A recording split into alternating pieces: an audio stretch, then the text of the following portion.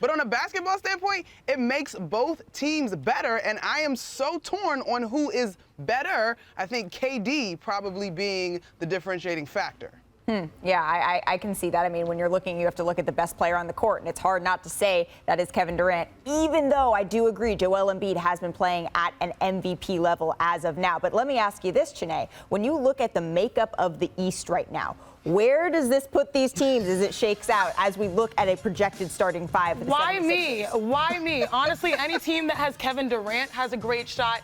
I still like the Bucks. They are a complete team, more depth than maybe some of these teams when we talk about, the Brooklyn Nets. But the reality is, and I think the point that Bobby says is, yes, this is a huge cost, right? High risk, high reward scenario. But, speaking on behalf of Philly, they've been patient with the process for a very long time. They know that they've needed a guard to pair with Joel Embiid. And they know that Joel Embiid, each and every year, he's been finding a way to make his body better and stay on the court for longer stretches. Why not double down, knowing that you have a guard? We all knew that Daryl Morey said, I want an all-NBA player in this scenario. Well, you got one. You really did. And a lot of people also say this is a down year for James Harden. Yeah, down year. Imagine your down year being 20 points per game, 8 rebounds as a point guard per game, and about 10 assists. He's right up there with Chris Paul consistently. I think this experience in Brooklyn lends itself pretty well for James in Philly. Now, knowing he took the risk of leaving, arguably the best offensive big three. But the reality here is learning how to take a back seat and assist the ball and then getting back to your bag from Houston where you pick and roll and that's your game. But you're doing it also with likely the MVP at this moment, Joel Embiid, who's giving you 29 and 11. Like, I see why James Harden didn't want to be the bad guy but still got what he wanted. What do you think, Zach? Well, to your point, Janae, it's always going to be Joel Embiid's team, and it's always going to be Joel Embiid's city.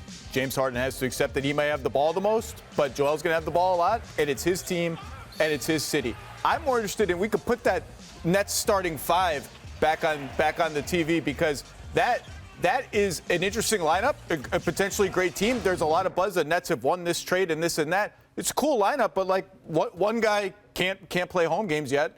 One guy hasn't played in how many months since the pass against the Hawks? We don't know how is he going to fit in. I mean, that's a great maybe LA is the starting center. Maybe Drummond steps in. I don't know. It's a great theoretical lineup, but I need to see it. I need to see it for a second before I put any of these teams over the Bucks, who just sort of go about their business and win every game that their big three plays together. And, they would be my pick to win the East right now. Okay, so that's a hell of a lineup. Yeah, all right. So there's the 76ers lineup. We just saw the Brooklyn Nets lineup. Monica McNutt, who has the better projected starting five here?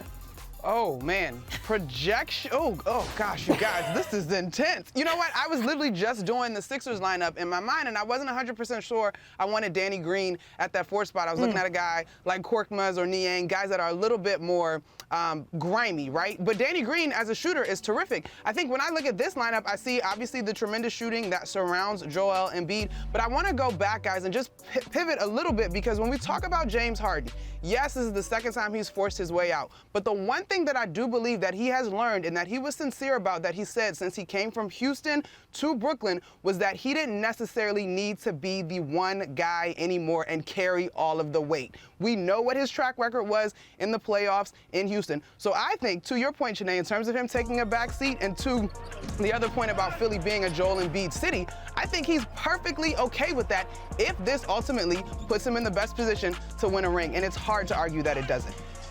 Janae, better starting lineup?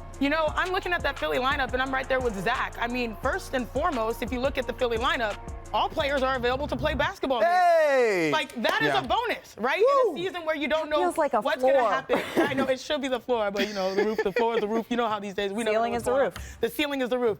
Yeah, all players are able to play basketball games if they still get production out of my guy Tobias Harris. That's really crucial. I love that they retained Tyrese Maxey and Matisse Thybulle so that, when they were trying to find themselves, the Philadelphia 76ers, they really hung their hat on defense.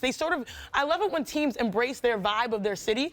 Philly, she said grimy. Monica said grimy. That grit and grind we talk about in Memphis, but there's a lot of pressure. The same way we hear about pressures of playing in LA, there's a lot of pressure playing in Philly. Your fans will hold you accountable. And when they play that defense and they have those switchable, long, rangy, forwards, that's huge. That's what Ben Simmons was, but you still have enough. I mean, Joel Embiid has proven that he's committed to playing every inch, every centimeter, every millimeter of the court, whether it's offensively or defensively. We see him diving on the floor for loose balls. We see him challenging everyone one-on-one, whether it's Anthony Davis or Giannis. This is a circumstance where now you've added a premier veteran point guard that may take a couple games to get in the swing of things, but isn't that what All-Star break is for?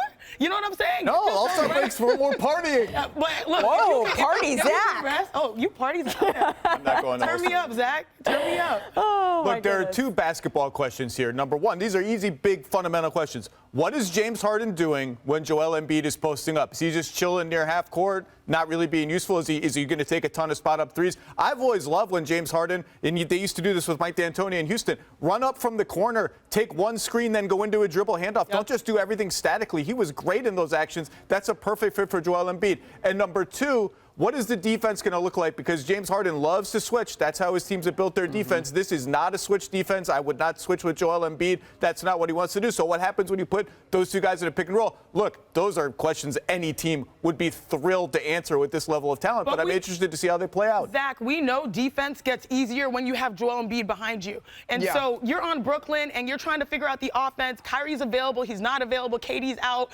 Now who's behind me? Maybe Blake Griffin, maybe LA.